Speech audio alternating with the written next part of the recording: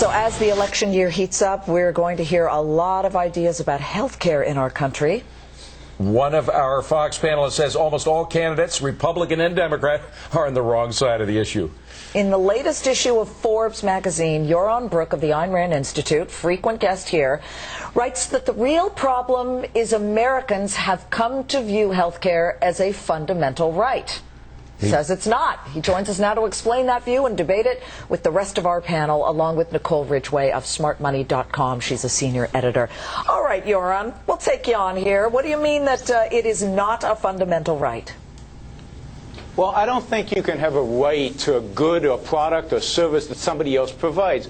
If that were true, then that would make the provider, in a sense, your slave, right? I mean, I have a right to health care, give it to me. I have a right to food, give it to me. I have a right to housing, give it to me. You don't have a right to demand that somebody else give you stuff. Rights, the right to life, liberty, and the pursuit of happiness are freedoms. What they mean is you have a right to go out there and pursue life to the best of your ability. You have a right to make a living and go and negotiate with a doctor or hospital to get the best treatments that you can. But you have to pay for it. Nobody else has an obligation to pay for your health care, for your food, for your housing. It's your responsibility to actually live, to actually pursue life, liberty, and happiness. Yeah, but Liz, you know, there are constitutional rights, which are one thing, and then there's something sort of in that hazy world called entitlements. Yes, that's and in 1965, we had the beginning of Medicaid and Medicare, where health, or at least a portion of our health costs, were considered an entitlement that the government would take care of. I hear what you're saying. You know, yes, and at that time, you also have Blue Cross Blue Shield who came in to power because they basically shoved off the uninsured onto the government, meaning Medicare, right? And that's how Blue Cross started making their money. But you know, when I hear these arguments, I am going to invoke my right to be protected from cruel and unusual punishment with these tortured logic. Look, the government has a right not only to tax us to death and beyond, but now we also have the right to carry concealed Uzis. The government, local governments also have the right to seize property for economic projects. What are our priorities here? Why don't we have health care coverage for sick kids if they need an X-ray to get a tumor, diagnosed? So you're saying it is a right. Health care is a right. No, you're talking about a right means the legitimate. I just want to make sure I understand where you stand on the issue. I'm going to say the right. You're talking about rights means the legitimate power of government to do what? I say expand that state health insurance, a Schiff program. $40 billion over 10 years is a drop in the bucket compared to the annual report spending and the rat holes we've thrown money down in Iraq. I say no. I have no problem with expanding money for that. Eric, what do you think? Is it a right, a fundamental right of everybody out there watching right now to have universal health care provided by the government? Liz, I've read countless articles on this. I rack my brain to figure out where I am on this, and I can't figure it out. You have a right to make money on it, which this is you know what, this is all I can do. I can bring you some stock tickers that I think no matter who wins this election, you will profit from. I can't tell you, do I think universal health care is a right or it's not. I don't know. I think it's too expensive. There are things like litigation that's going to continuously drive costs up.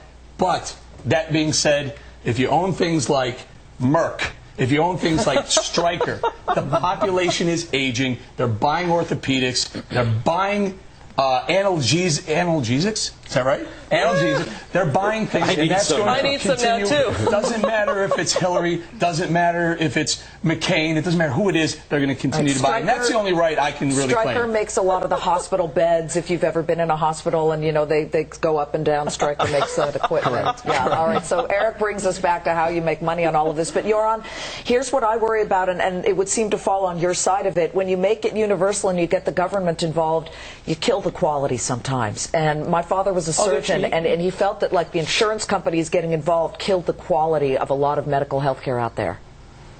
Well, there's no question. And the reason you're killing the quality is what you're doing is violating the rights for doctors in order to establish the universal health care. You're capping how much profit they can make. And we have a right to make a profit. And by defending that right to make a profit, what are we doing? We're improving quality. You increase competition. You improve quality of service. You'll see costs go down, not costs go up. The more we apply capitalism in the free market to healthcare, just like any other industry, the higher the quality, the lower the costs will be. You know, we have cheaper food today and more food today because the government stayed out of the food industry. The more the government gets into the food industry, the higher the cost of food. and the lower the quality Well, is and going also, to be. Peter So Schiff, the keep more the out of government it. gets involved in things, the more corruption we have, the more inefficiency we have. The Medicare program is $300 billion. About $50 billion a year is either wasted or fraudulently charged in Medicare. So you got to expect a lot of that if you want to expand that to $2.2 trillion.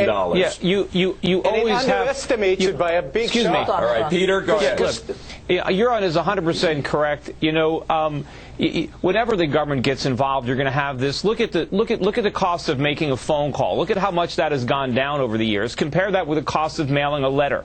Anything the government does is inefficient. You know, back before we had Medicare, doctors actually made house calls. You can't get that kind of service anymore. And my father used to tell me the story when they first had Medicare, and he had to help his mother figure it out. All of a sudden, her doctor bills went through the roof because the minute Medicare was involved, doctors started charging a lot more money. And the same thing with education. I mean, we can't afford to go to college. You can't afford medical care because the government is involved in those industries, driving up prices and not letting the free market drive them down. Liz, how do you make it work if the government were to help out people who can't help themselves?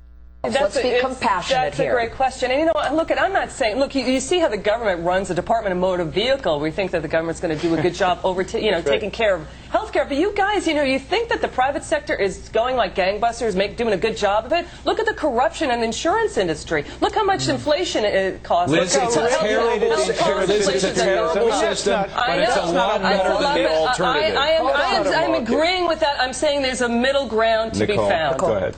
There is a middle ground that needs to be found. I mean, if you go to a fully free market system, you're going to end up having sort of like the McDonald's of coverage for people who don't have a lot of money to pay for it. And then what about the elderly? How are they going to be able to pay for it? We had a great health care system before we had Medicare. Yeah, but the elderly get poorer, Peter, and the way some you of deal them with that can't with afford charity. Excuse me? You deal with the people who can't afford it with charity. You don't deal it by forcing some people to pay for the health care for others. It's not the role of government. Gang, we got to wrap it up at that.